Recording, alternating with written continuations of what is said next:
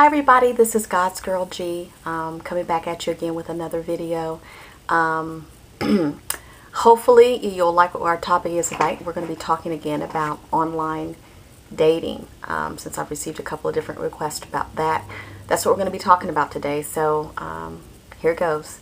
First thing I want to say about online dating is that it is not the stigma that it used to be. I think it might still be a stigma in the black community, but in general, the overall bigger population, it's really not as much of a stigma anymore. With all of the different technologies that we have at our advantage, it now just makes sense to go online to meet someone. But it is a completely different animal, though, than the traditional dating where you go in a grocery store, you go to church, and you meet somebody there. You see them, you start talking to them, and then you try to set a date.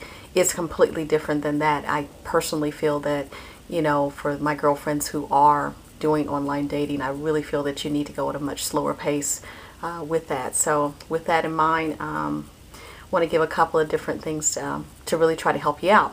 One thing to keep in mind, about 40% of the guys online and girls online are misrepresenting in some way. I want to say particularly the guys are misrepresenting.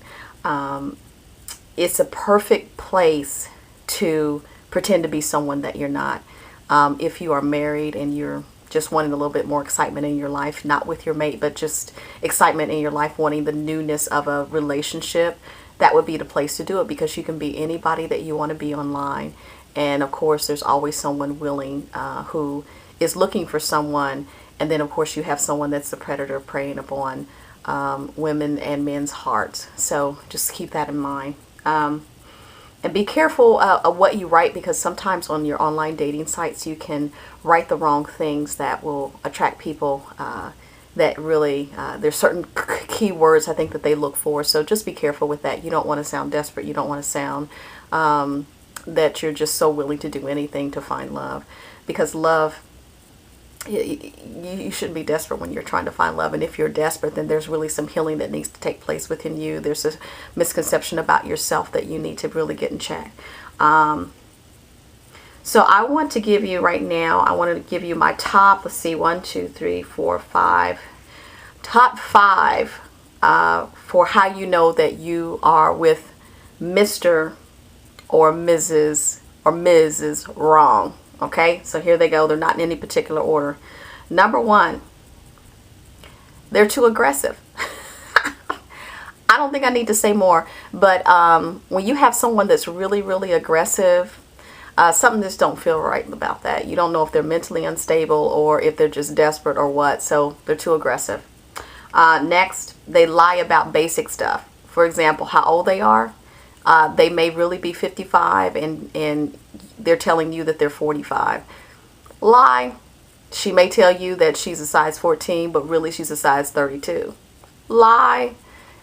There's a certain margin of error that you really need to keep in mind, though, when if you're doing something if you're doing online dating or what have you. If a man says that he is about 6'1", he's probably about 5'9". If a woman says that she's a dress size of a 14, she's probably more of an 18. So just keep that in mind.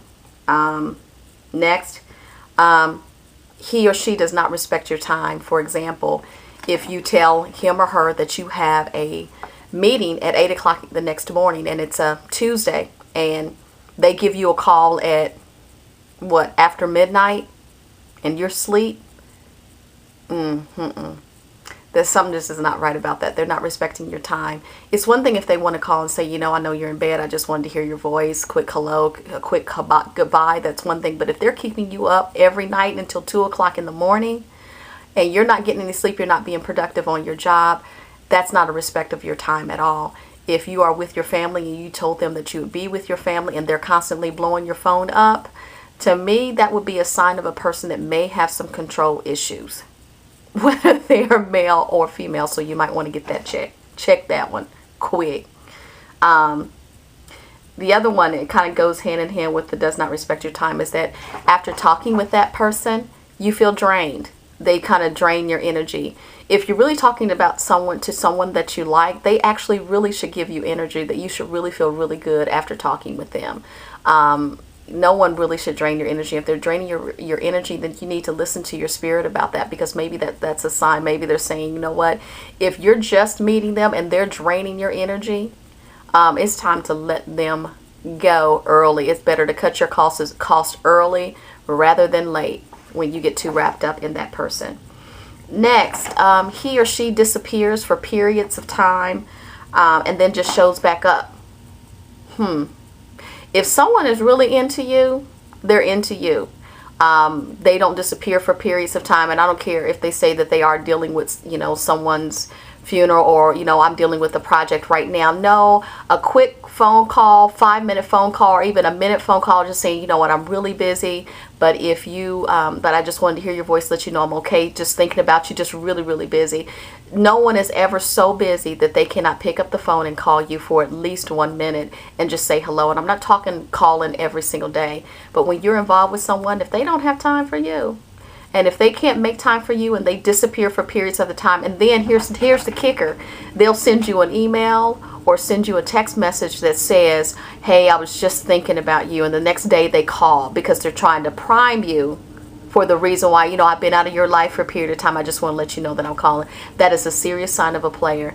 And ladies, particularly in the African American community, or if you're attending a church that's, just very charismatic and that has, that values, what we call the whoopologists and the preachers and things of that nature, if they immediately are trying to tell you that they are a minister or a pastor, that is a sign.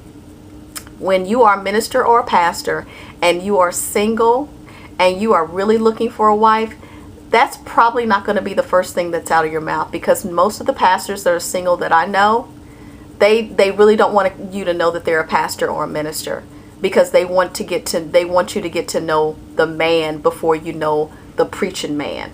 So keep that in mind. Most of the time when you have men like, I'm a minister, or they put on their profile, I'm a minister, or the first thing that's out of their mouth when they meet you, I'm a minister, Pentecostal pimp written all over them. But either way, ladies, please, if you have any questions and you need to know whether or not somebody's a player up in the church, you need to hit me up on the email, GodsgirlG@gmail.com. Hopefully this was a little inspirational for you, and it kind of got you thinking about a couple of things. So there you go. That's my little online dating tip, okay? So you take care. Bye.